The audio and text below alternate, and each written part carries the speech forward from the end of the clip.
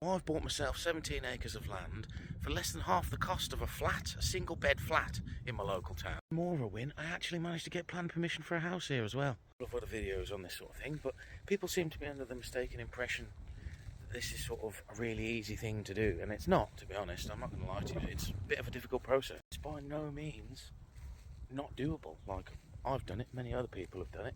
It's all easy enough, just following the right procedures.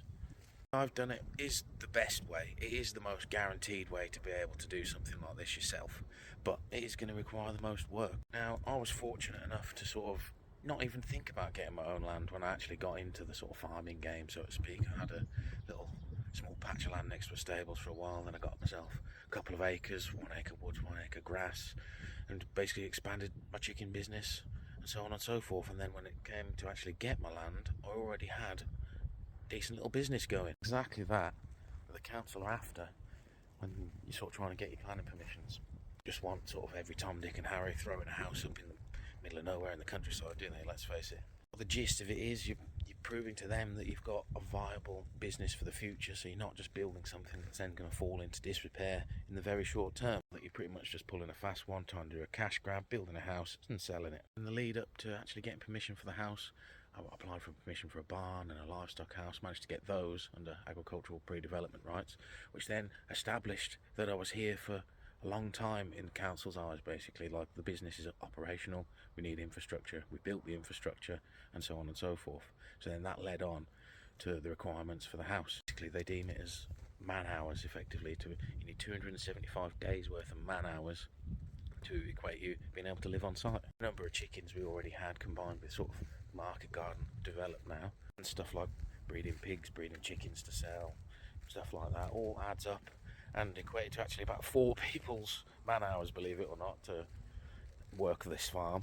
Maybe that makes you understand a little bit what I'm saying. It's not easy path, this one. It requires a lot of work. In the early days, doing a lot of those hours, and there was literally 2 of us doing it, so we're doing 2 man's work as well as trying to build infrastructure and stuff. It wasn't easy.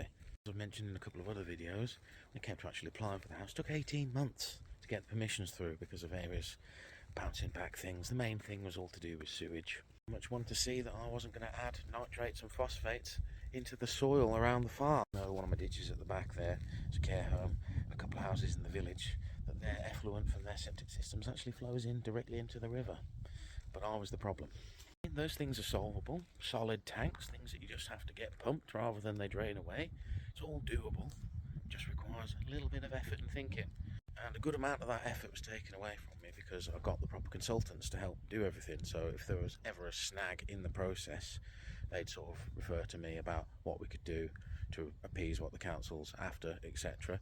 And then we sort of come up with a plan and sort of send that back to the council. Boom, they're either happy or they're not. And fortunately, after, like I say, 18 months, came through that they were happy with everything that I wanted to do. Since then, basically just leave you alone. They've left me alone. I've just cracked on building up the business.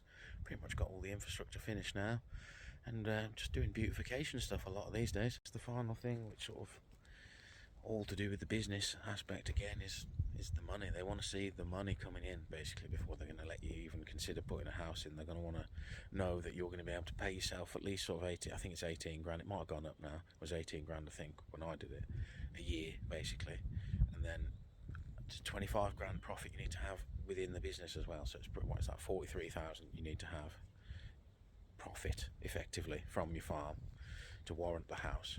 So it's like, it's not undoable. It seems like a large amount of money, but as soon as you actually operate a business, that becomes a smaller figure, especially when you're doing multiple things. As I've pointed out in a few other videos, there's a lot of different ways to make cash and they all add up. Let's give you a little bit more info on sort of the story of how I've managed to do things and how you could maybe do things in a similar sort of fashion.